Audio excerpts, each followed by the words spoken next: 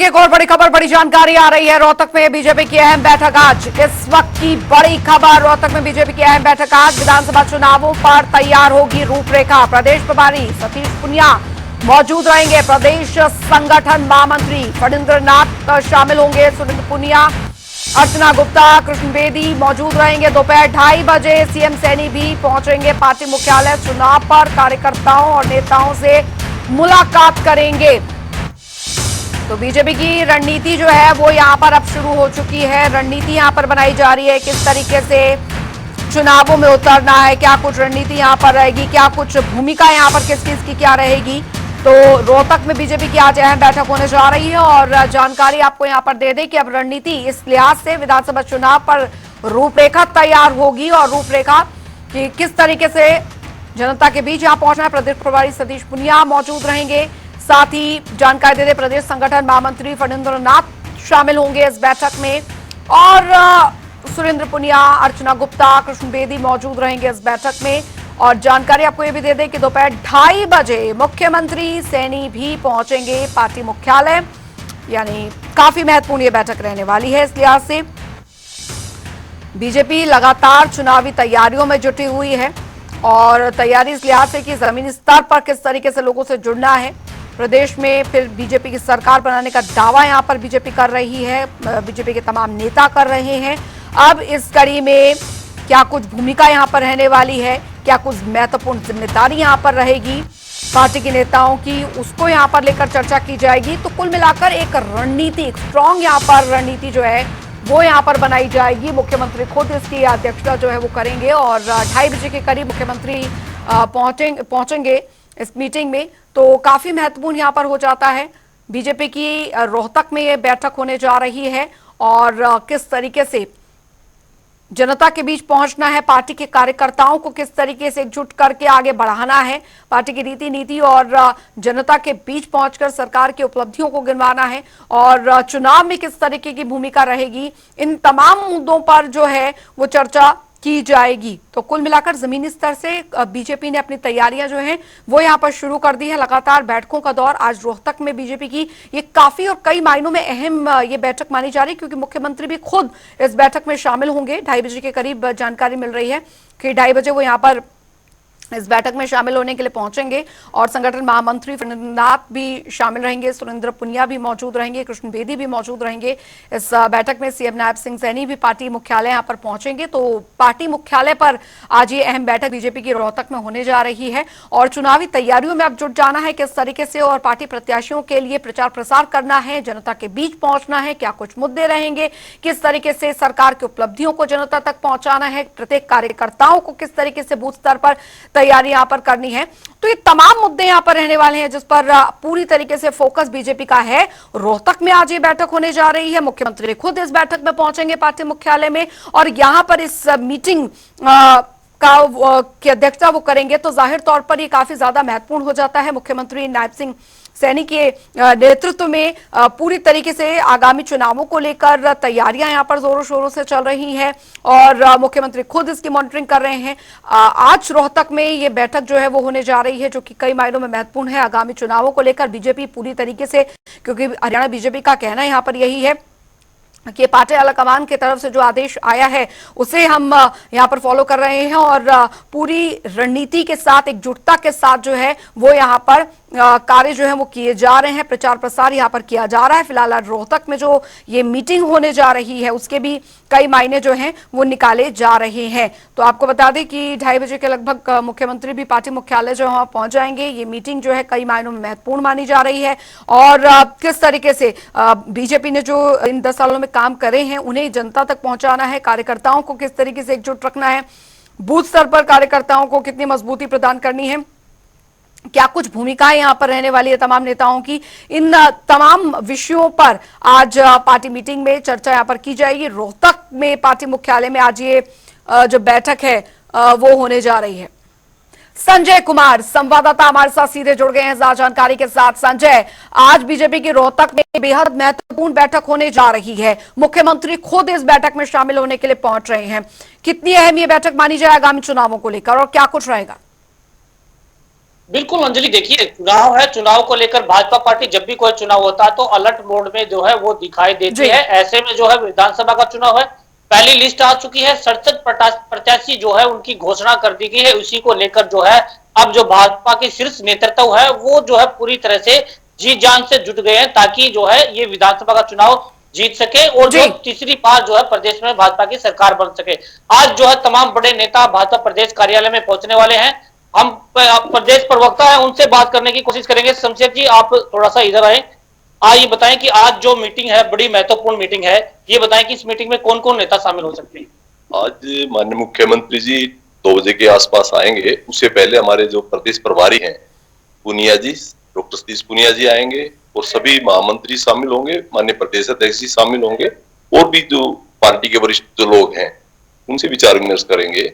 ये हमें आगामी जो चुनाव है इसकी पूरी रूपरेखा तैयार करेंगे और भारतीय जनता पार्टी चुनाव के लिए बिल्कुल तैयार है। और जिस प्रकार से अब ये जो घोषणाएं की हैं, जिस प्रकार से टिकटें बटी हैं, तो ये बड़े हर वर्ग को ध्यान में रखते हुए युवा वर्ग को भी, महिलाओं को भी और दूसरी सभी जातियों के एक साझा जो प्रतिनिधित्व रहे सरकार में, इस तरह की लोगों को मौका दिया है और भारतीय जनता पार्टी पूरी तरह से आश्वस्त है और हम तीसरी बार सरकार बनाएंगे। कहीं ऐसा तो नहीं शमशेर जी, जो 23 जो प्रत्याशी रहते हैं उनकी घोषणा करनी है, उस पर भी मंथन हो सकता है?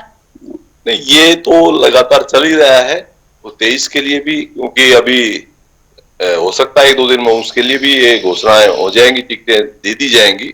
लेकिन लगातार संगठन का काम चुनाव का दौर है, इसमें चाहे वो आगामी जो टिकटें देनी है उनके लिए भी और जो अभी जो माहौल चल रहा है, जिस प्रकार से अभी नामांकन भरवाने हैं, उसके कार्यक्रम बनाने हैं, विभिन्न बड़े बड़े नेताओं के जो यहाँ पे कार्यक्रम होंगे उनके लिए, तो पूरी तौर से भारतीय जनता पार्टी चुनाव मूड में है। अच्छा, बहुत से नेता जो जिनको टिकट नहीं मिली है वो जो है पार्टी छोड़ गए हैं, क्या लगता है आपको कि उनको भी, जैसे कर्णदेव कम्बोज को कल जो है मुख्यमंत्री मनाने की कोशिश की, क्या लगता है कि क्योंकि मैम से जो शमशेर खरकड़ा उनकी पत्नी राधा अलावत जो है यहाँ से दावेदारी कर रही थी, क्या लगता है कि उनसे भी जो है मिला जाएगा? क्योंकि लगातार यही चर्चा आ रही है कि शमशेर खरकड़ा पार्टी छोड़ने वाले।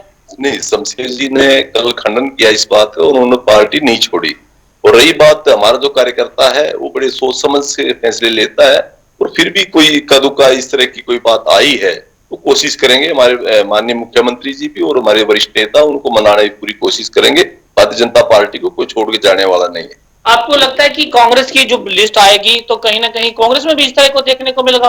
क्योंकि कांग्रेस में आपसे ज्यादा जो है दावेदारी दिखाई जा रही है। देखो, कांग्रेस का और भारतीय जनता पार्टी का बहुत ज्यादा अंतर है। कांग्रेस में वो एक निजी सेनाएं हैं, कोई अभी भूपेंद्र सिंह हुड्डा की सेना आगे आ गई है, उसके बाद शैलजा की सेना आगे आएगी, उसके बाद सुरजेवाला की सेना आगे आएगी। तो उनका अभी चल रहा है, अभी तक उनके अंदर इतना साहस पैदा नहीं हुआ कि वो एक भी टिकट की घोषणा कर सके। और मुझे लगता है कि अभी उनके अंदर इतनी बड़ी आपस में फूट है, तो अब जब उनकी टिकटें आएंगी आप देख रहे हैं कितना बुरा हाल होगा। लेकिन भारतीय जनता पार्टी इसको अपने कार्यकर्ताओं को मनाने में पूरी तरह से कामयाब है। शमशेर जी, सबसे बड़ी दिक्कतें आप लोगों के सामने है, एंटी कमेंसी 10 साल की जो है सरकार के प्रति है, लोगों की नाराजगी जो है साफ तौर पर देखी जा रही थी। किसान आंदोलन का भी इफेक्ट जो है साफ तौर पर देखा जा रहा था, लोकसभा में आपने उसका खामियाजा भुगतना पड़ा। सरपंचों पर जो जिस तरह से मामला हुआ उस पर भी जो है लोकसभा में आपको खामियाजा भुगतना पड़ा।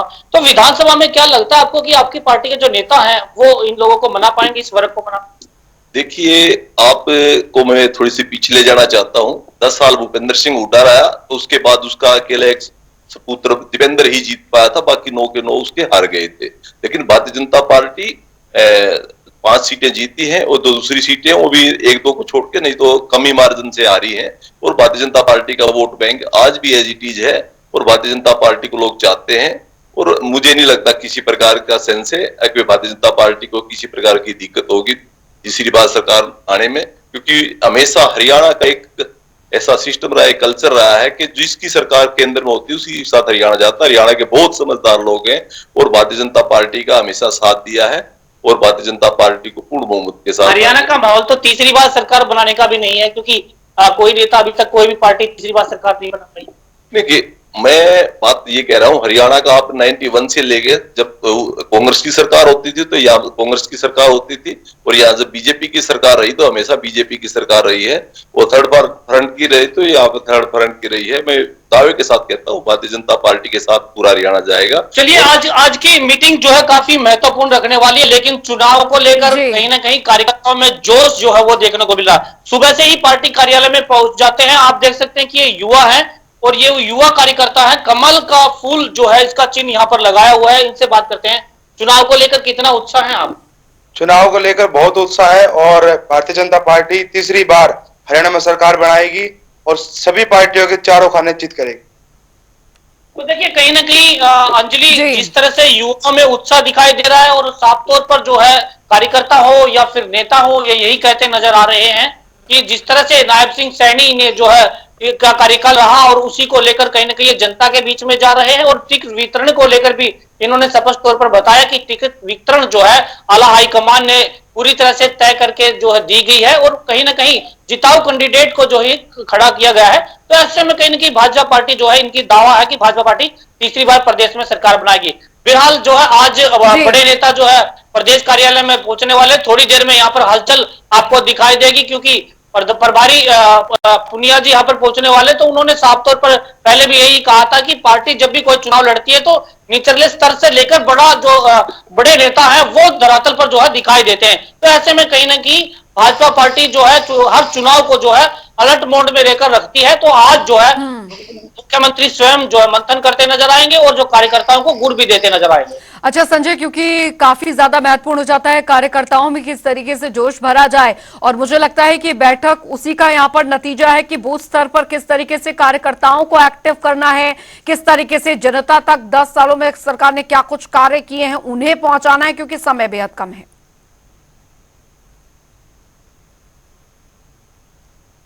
जो है भाजपा पार्टी ने चलाए हुए हैं, पटना प्रमुख तक जो है और मंडल स्तर तक जो है ये गए हुए हैं। तो इन्होंने कहीं ना कहीं पहले से इस तरह के कार्य किए हैं, लेकिन नायब सिंह सैनी जब से बने हैं तब से उन्होंने साफ तौर पर सख्त निर्देश कार्यकर्ताओं को दिए गए कि जनता तक जाए, हर बूथ तक जाए, हर आदमी तक जाए, ताकि जो है 10 साल के जो कार्य केंद्र सरकार के रहे हैं, प्रदेश सरकार के जो कार्य रहे वो जनता तक जाए और जो है उनको गिनवाए, ताकि जो है जनता को स्पष्ट हो सके कि भाजपा सरकार ने जो है निष्पक्ष काम किए।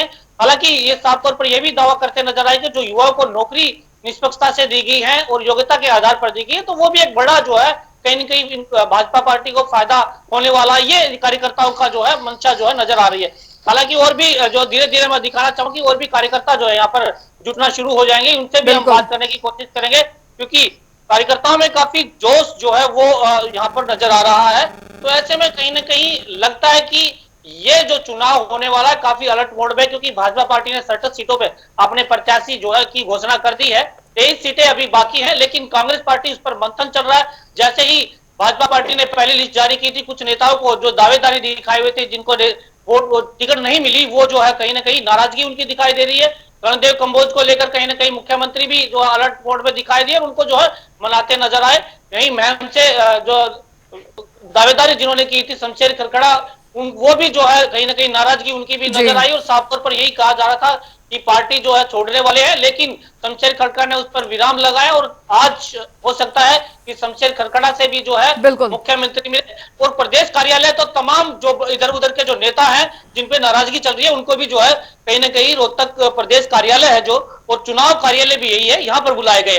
तो कहीं ना कहीं नेताओं की नाराजगी भी दूर करते नजर आएंगे मुख्यमंत्री, और जो कार्यकर्ता है उनसे भी मंथन करते नजर आएंगे और उनमें जोश जो है बढ़ते नजर आएंगे। हालांकि अभी कांग्रेस की लिस्ट आनी बाकी है।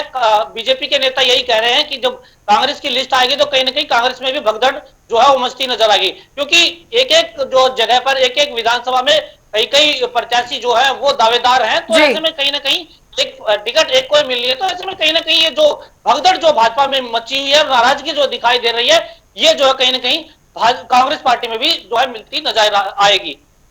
चलिए, बहुत बहुत शुक्रिया संजय, आपसे आगे भी अपडेट हम इस खबर पर लेते रहेंगे।